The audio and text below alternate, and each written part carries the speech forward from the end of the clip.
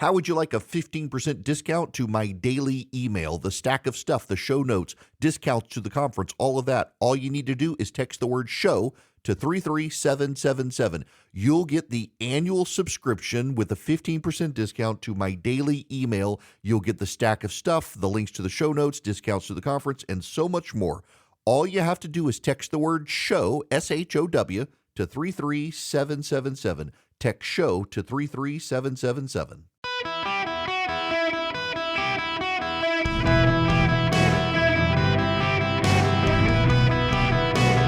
Welcome to the Eric Erickson Show podcast, Hour 1.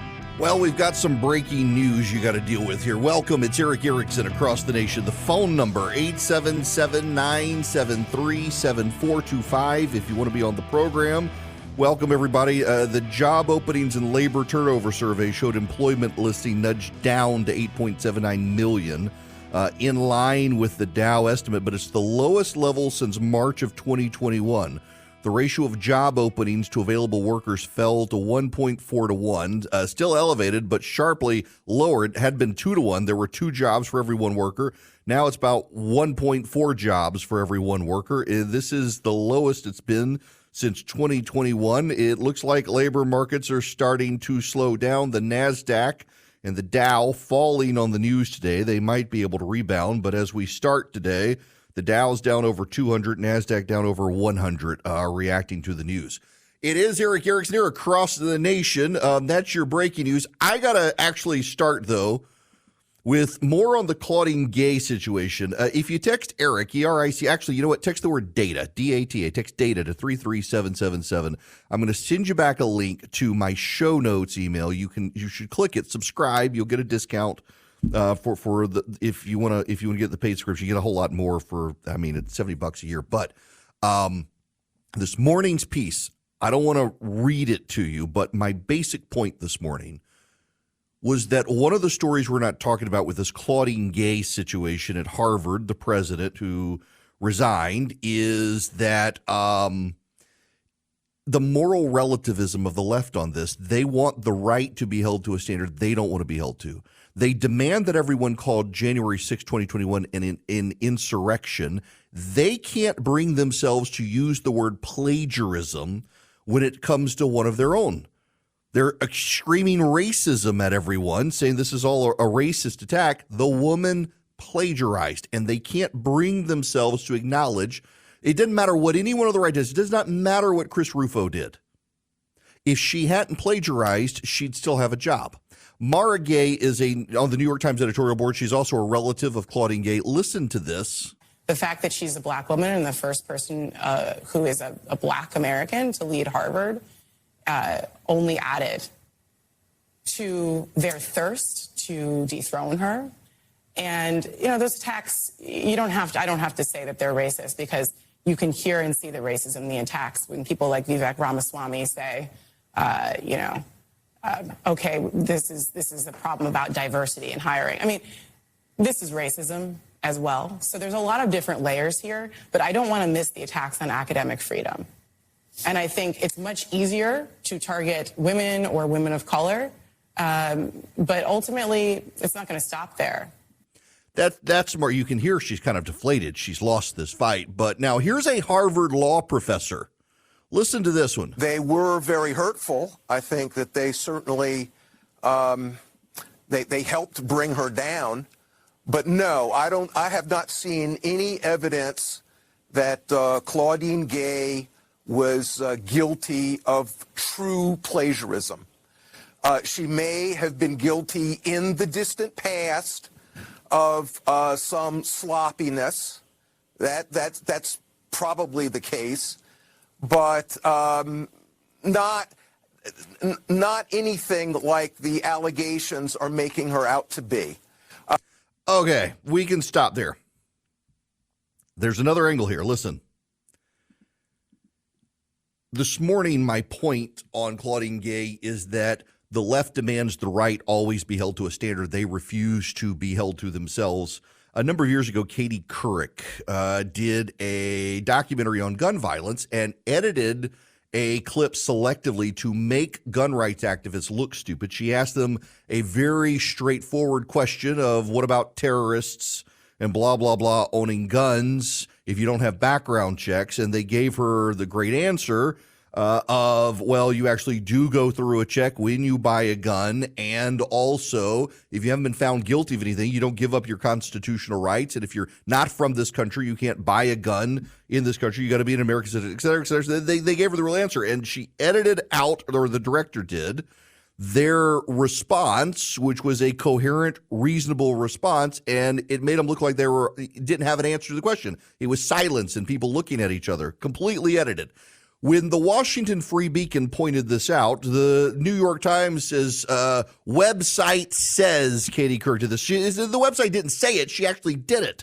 But they couldn't bring themselves to condemn one of their own for doing what they would have condemned had someone on the right done it. And now the Washington Free Beacon again does journalism exposing Claudine Gay's plagiarism, and the New York Times says the Washington Free Beacon led a conservative opposition movement against Claudine Gay. They reported her plagiarism. If you're not going to hold yourselves, progressives, to the standard you expect people the right to hold themselves to, don't expect people the right to hold themselves to the same standard. You want to understand why Trump? That. You circled the wagons around Bill Clinton and in the Monica Lewinsky era saying how much she had done for feminists. And then you get offended by Donald Trump saying he could grab women by, you know what? You get offended by that? You either have one standard for everybody or no standard. This is where your moral relativism gets you. I want to read for you Harvard's Guide to Using Sources, Avoiding Plagiarism. If you got my morning email, you'd see the screenshot. This is from Harvard itself. When you fail to cite your sources, or when you cite them inadequately, you are plagiarizing, which is taken extremely seriously at Harvard, unless you're the president. Plagiarism is defined as the act of either intentionally or unintentionally submitting work that was written by someone else. If you turn in a paper that was written by someone else, or if you turn in a paper in which you have included material from other sources without citing the sources, you have plagiarized. That is exactly what Claudine Gay did. She turned in a paper in which she included material from another source without citing the source.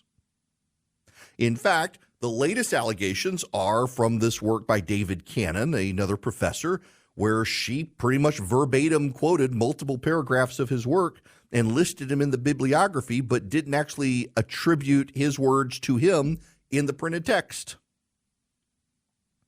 There's a larger issue, though. I dealt with moral relativism this morning, and I want to deal with racism now. A lot of academics, particularly black academics, are screaming that the attacks against Claudine Gay are racist. You heard Mara Gay from the New York Times on Morning Joe on MSNBC saying she doesn't even have to call it racism. You can see it's transparently racist, the attacks on Claudine Gay. You know what racism is here? It's the assumption that Claudine Gay is too stupid to meet the standards everyone else is expected to meet. That's the underlying thing here, is that this black woman doesn't have to rise to the level of white people, that she should be given a pass on mediocre research, that because she's black, we're not going to hold her to a higher standard. And if you try to hold her to the higher standard, you're the racist. No, the racism is thinking that this black woman should not have to rise to a higher level. That's the racism. And what we're seeing from a lot of academics is their racism, that, oh, this poor black woman, she shouldn't have to cite her sources. She should be allowed to get away with the plagiarism. She should be allowed to have mediocre research and not a lot of writings and rise to the level of a Harvard president with fewer things written by her and fewer research done, less research done than anyone else who's been Harvard's president. We should make an exception for her because she's a black woman. That's racism. Assuming Claudine Gay isn't smart enough to rise to a white academic level. giving her a pass on plagiarism, Harvard students are not given. This is the actual written text at Harvard on its website on avoiding plagiarism, and I quote, "Plagiarism is defined as the act of either intentionally or unintentionally submitting work that was written by someone else. If you turn in a paper that was written by someone else, or if you turn in a paper in which you have included material from any source without citing that source, you have plagiarized." That is what she did. Any white student at Harvard would be suspended or expelled for doing what Claudine Gay did, and progressives, particularly black academic progressives, think that she should be given a pass. No one else is given. Ibram Kendi is not a bright man. You can tell Ibram Kendi is not a bright man by reading him. His word salads that he writes are some of the most convoluted things you will ever read, and he hides his ignorance through convoluted sentence structures so that you can presume, I guess I'm not smart enough to understand him. No, you should be smart enough to understand he's not smart. I remember a video of Ibram Kendi who was asked to define anti-racism, and one of the things you learn in like 5th grade is never use the word you're trying to define in the definition, and he couldn't define racism and anti-racism without using the word racism. Because Ibram Kendi thinks that you should be able to hold black people to a different standard than white people. This is extrapolated into American society as a whole, what we're seeing with the crime wave around the country. In places like Washington, D.C., New Orleans, Chicago, Los Angeles. It is progressives across the racial spectrum. Progressives want to hold black criminals to a lesser standard than white criminals. And we have this disproportionate violence in the black community. Kids getting killed on the street in drive-by shootings. The first murder in Chicago has already happened just after midnight on January 1st. Gangs, gang violence, carjackings of kids, and they don't want to put these people in prison. You process them and you let them out because they've had a hard life. It's systemic racism. We shouldn't expect them to rise to a higher level because society's been against them. We keep making excuses to define bad behavior down to allow people to get away with things we wouldn't let anyone else get away with. There's your racism. The racism is assuming because of the color of your skin, you can't elevate yourself to a higher standard. The man is out to get you. Society is out to get you, and you're not supposed to rise to the challenge. We're supposed to let you get by. We're supposed to let Harvard's president get by with plagiarizing because of the color of her skin. That is racist. You either hold everybody to one standard or no standard at all. It's a common theme on the left. Eaten up with moral relativism, rotten morally to the core, that you, by virtue of the color of your skin or your gender, you should be able to get away with something other people can't. We should treat you differently from everyone else. It's why they now abhor Martin Luther King Jr.'s statement that we should judge people by the content of their character, not the color of their skin. Because they want you to be judged by the color of your skin, and they want to give you a pass depending on your skin color at a different level. We hold these truths to be self-evident that all men are created equal. And the left has turned that on its head. That you don't have to be equal anymore. If you're not white, you get a pass on stuff we would never give a white person a pass on. Claudine Gay should never have been Harvard's president based on her academic research, her academic performance, and the research she did, the writing she did, based on the objective standards of how they've hired other Harvard presidents in the past. She was not qualified to be Harvard's president, but they gave her a pass because of the color of her skin, and then when she got into that position, they decided to give her a pass on her plagiarism because of the color of her skin. You're going to continue to have racism in this country until everyone is held to a higher standard that does not look at the color of someone's skin, but looks at what they actually do in life and holds them to a high standard. The racists in this case are Claudine Gay's defenders, and they don't even realize it. Welcome back. The phone number 877-973-7425. Andy, let me go to you here. Welcome to the show. How are you? I'm great, Eric. Thanks for taking my call, and Happy New Year to you. Happy New Year. I thought about calling in yesterday, but kind of held back. But today, I think you're hitting on a point that I really feel irate about. The Claudine Gay situation is terrible, but I think even just as bad as that is people like this David Cannon guy. I just cannot believe that a guy in higher education would approve of this sort of thing. And I do have a similar situation that occurred a few years ago. And unfortunately, it was with one of my favorite authors, a guy by the name of Stephen Ambrose. Oh, yeah. And he was very familiar. Yeah, some of your listeners may be familiar with Band of Brothers, Undaunted Courage, just very prolific author. And he died under a cloud of the same kind of thing that Claudine Gay is going through right now. And there were, it seems like some of these academics have a bit of Stockholm syndrome, for lack of a better way of putting it. I think I don't think it's Stockholm syndrome. I think they're willing. They've been so many of the current professors are so willing to give passes to non-white people rising through the ranks of academia because they think it's been too white for so long. They're willing to turn a blind eye towards someone like Claudine Gay that they wouldn't, for example, for when Ambrose died. So it was 2002, if I remember, that the allegations came out about Ambrose. And he had to work to resolve those over time and sustain furious academic criticisms about himself. And his response was, well, I tell stories, and I've woven in quotes from other people into my stories. I wish I had put quotation marks around them, but I didn't. But it's not plagiarism. I put them in the bibliography. And he was vilified by academics across the country for what he had done, despite being a brilliant writer. And yet they won't hold her to the same standard. Now, a lot of banks aren't being held to good standards by the federal government. You've got banks going under and over-leveraged in debt these days.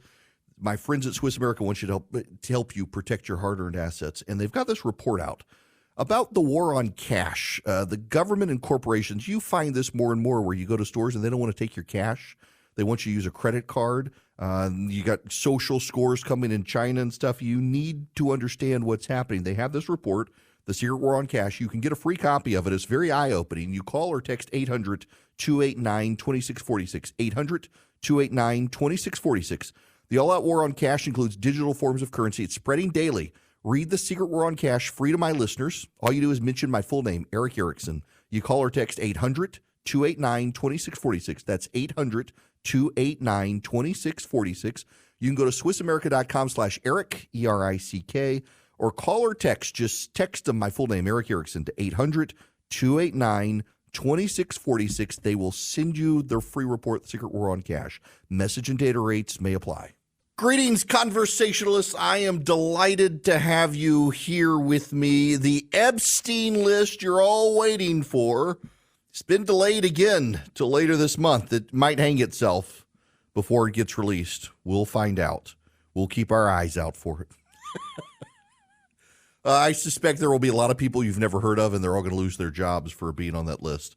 I should move on, but I've got a couple other points that I wanted to make on this Gay situation, Claudine Gay situation. First of all, I got to play you this audio. This is a CNN reporter, Matt Egan. I don't know Matt, but listen to his explanation of the Claudine Gay story. These plagiarism allegations where Claudine Gay has had to issue corrections, multiple corrections. Now, We should note that Claudine Gay has not been accused of stealing anyone's ideas in any of her writings. She's been accused of sort of more like copying other people's writings without attribution. So it's been more sloppy attribution than stealing anyone's ideas.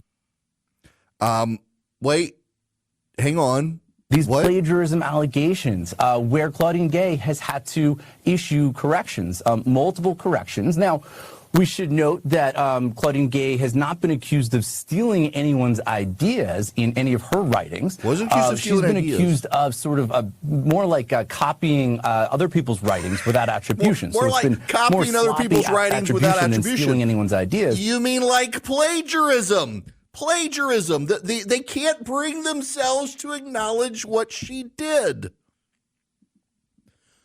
One of the remarkable aspects of this story is how you see the left in such a bubble. They can't acknowledge. You know, this is, and I admit going into this is an awkward comparison. But when Hamas did what it did on October 7th, the number of people on the left who couldn't bring themselves to acknowledge the atrocity of Hamas because they didn't want to give any sort of sympathy to the Jews or to Israel because they saw Israel bad. Though it's a horrific thing compared to what Claudine Gay did, it comes from the same progressive mindset, this critical theory mindset of you have colonizers and colonized, you have the oppressor and the oppressed, and anything the oppressed does can be justified and excused in retaliation to the oppressor. This is how broken this ideology is, that you get a pass for your bad behavior because of your skin color or because of where you live in the world. Keith Boykin worked for Obama. He is the author of a book, Why Does Everything Have to Be About Race? He's a National Black Justice Coalition coordinator. I don't know the guy, but he put up this tweet yesterday. If we're going to start scrutinizing every detail of college presidents' past writings for technical attribution issues, then let's do it. Let's go look at everyone's past writings, not just Claudine Gay at Harvard. Let's put them all under a microscope and see how they hold up. Okay, your terms are acceptable, Keith Boykin. This is what you get in the left-wing bubble. It's like, you know, with the Second Amendment cases, I remember after the Heller decision that says the Second Amendment is actually an individual right, they had all these leftists say, oh, well, the moment all these white people see all the number of black people getting guns, they're going to rethink it. And it's like, welcome. Your terms are acceptable. Let's give every black family in America a shotgun, a rifle, and a handgun.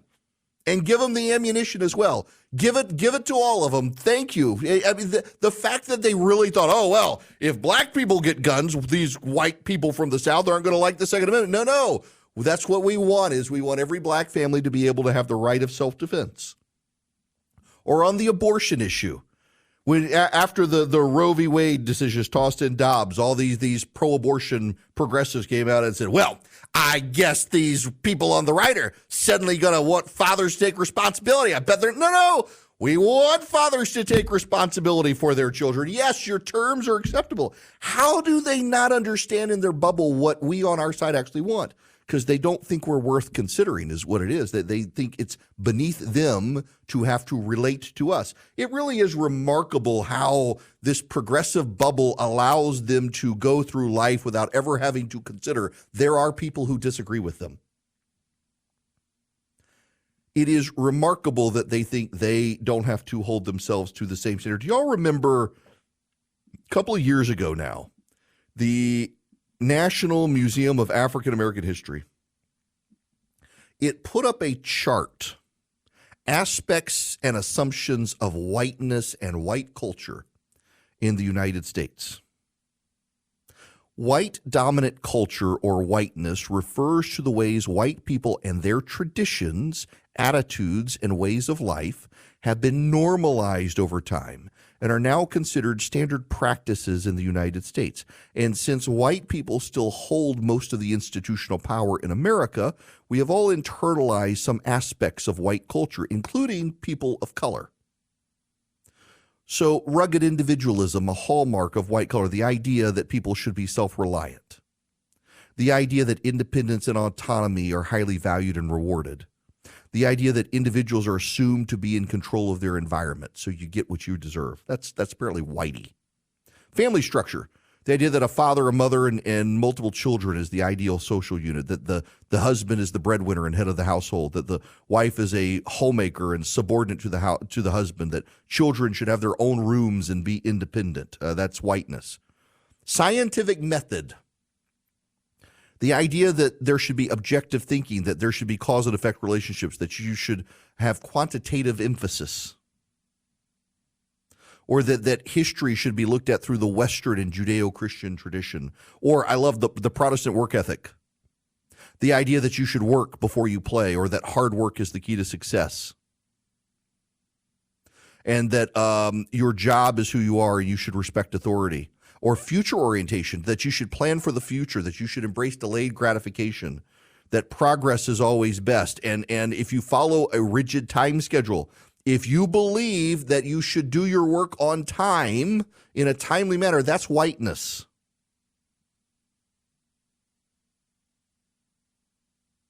Justice based on English common law, that's whiteness. So actually, that's because this United States of America was actually derived from England. And then this is a great one, competition, that competition is whiteness.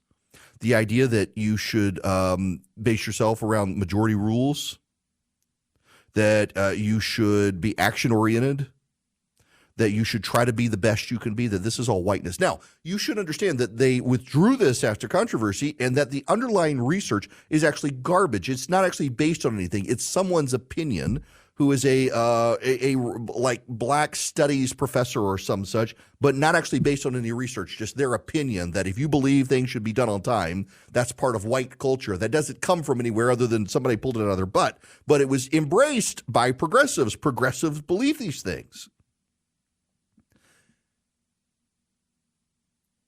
We are arrived at a neo-Confederate mindset on the left,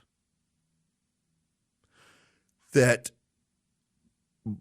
black Americans in particular don't have to rise to a standard, that black Americans can't succeed because of systemic racism.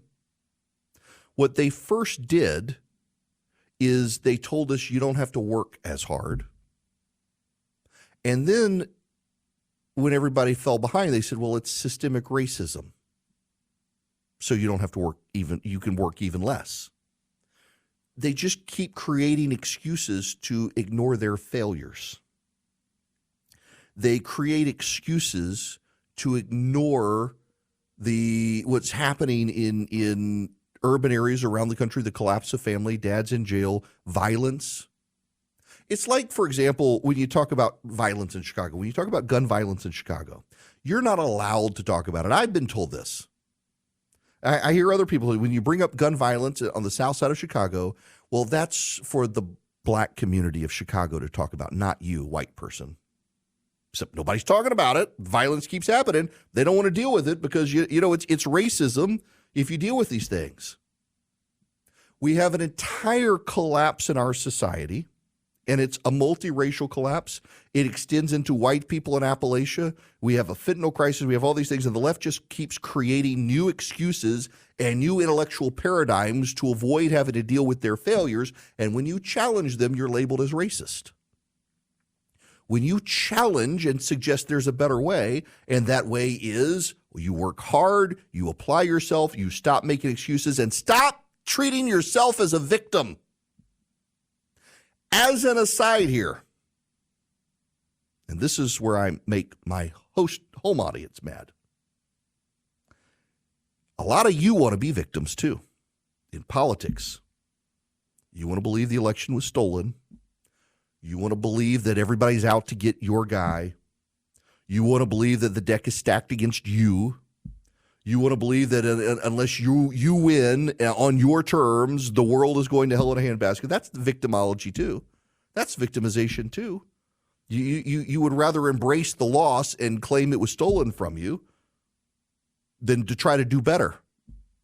And you, by the way, are furious with me. Some of you right now, you're reaching for your keyboard or you're calling to leave me a voicemail, but you know deep down I'm right, and you just can't bring yourself to acknowledge it. And it's the same thing that's happening with the left.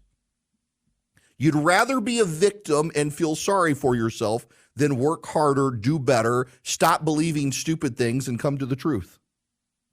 Oh, I know. I'm burning bridges with everybody now. Here it goes. I mentioned something in passing yesterday and got 2 voicemails from people. They were all old people upset with me, telling me, shut up, stop sharing my opinion. Dude, I'm a talk radio show host telling you what I think is literally my job. And some old Shannon somebody calls and leaves me a voicemail and says, we don't care what you think. Shut up with your opinion. Do you not know it's my job to tell you what I think? And I'm telling you people now, I see this on the right. It is not nearly as pervasive on the left. But some of you want to be victims. Some of you want to believe the world is out to get you. Some of you want to believe everything, this election's going to be stolen. I mean, you're already saying, oh, the election's going to be stolen. You want to be the victim. There are a lot of grifters out there making money off of people, letting you be the victim. You have designed your future to lose so that you don't actually have to put in the work to win, and then you can console yourself and blame everyone else. It's exactly what the left is doing with people like Claudine Gay, that she can't rise to the occasion, she can't meet the academic standard, therefore the whole world is out to get her and it's racist and she's the victim. Victimization and your victimhood is a choice, and too many people are choosing to see themselves as victims just so they don't even have to try to win. It's a lot easier to sit back, suck your thumb, and cry. Too many people on the left do just that. Now that I've alienated everyone and burned every bridge in sight, we should move on. Y'all, I'm actually really excited to make this announcement. I've waited. I had to wait it because this is where we put it, but I have a new advertiser and it's personal to me, and I want you to seriously consider them. It's Old Glory Bank. They are my bank. And they reached out to me and said, could we advertise on your show? I was like, yes, I love you people. This is my bank, Old Glory Bank, oldglorybank.com. Now, why do I use Old Glory Bank? So we still have my wife's bank account from when she was a kid, but I moved a lot of my money into Old Glory Bank because I like the guys who run it, and I like their business model, which is increasingly national banks are skeptical of doing business with, for example, a gun manufacturer or a gun shop or a gun owners or conservative talk radio show hosts. And so here's a bank that was designed to combat this sort of woke culture that's pervaded the banking system in America now, where you're not suddenly going to have your account flagged, tripped, or shut down because they read a news article that you happen to have a lot of guns or something. They're conservatives. They're out of Oklahoma. They actually bought a bank in Oklahoma. They've expanded it. They've rebranded it. It's Old Glory Bank. You can get checkings. You can get savings. You can do online bill pay. Everything that you can do with your bank, you can do with Old Glory Bank, except they not only share your values, they're not actually going to come in and do these sort of things that cancelizations that a lot of bigger banks are doing to conservatives these days. And it really is a thing. It's happening. I know people who've lost their bank accounts because they happen to be in the gun industry. Old Glory Bank, y'all, they're good people. It's a good bank. I have thoroughly enjoyed using them. You can do everything online, and you can get an account set up within less than 8 minutes. You can get an account set up. You just go to oldglorybank.com. oldglorybank.com. I don't have a landing page or anything with them. Just go to oldglorybank.com. You can set up an account in less than 8 minutes. You can do checking. You can do savings. Their fees are entirely reasonable. Their online bill pay system is so good. I have enjoyed using them. I think you will too. If you need a bank, you need a bank for your kids, you need a savings account for your kids, consider them. oldglorybank.com. oldglorybank.com. So the program brought to you by First Liberty Building and Loan. They are in Noonan, Georgia, and they can help your business nationwide. If you're buying a building, you're buying out a franchise competitor, buying a franchise, expanding a franchise. These are the sorts of deals they do. And they've been doing this since the 90s. They want to help your business grow. They can help any business nationwide. By the way, I know the Frost family, they are super people, and they really have a passion for helping business grow. So if you're a business looking to grow and you're tired of dealing with other lenders, reach out to them, spend 10 minutes with them. FirstLibertyGA.com. Get all their contact info there. FirstLibertyGA.com. They help businesses across the nation. They can help you too. My buddy Eric just sent me this. This is hilarious. So the Babylon Bee right now, their top story is tragic. Hamas loses 2 leaders in one day. And it's a picture of the assistant director of Hamas and Claudine Gay. Well played. Well played. My goodness gracious. All right, real quick, before we go on to other stuff. David, I'm going to take your call. Welcome to the show. Hey, Eric. How you doing today? Good. How are you? Pretty good. So my question is, there have to be hundreds of black academics in this country who are qualified to be president of Harvard. Why on earth did they pick her? Because she was there and she was woke and she was leading their DEI efforts.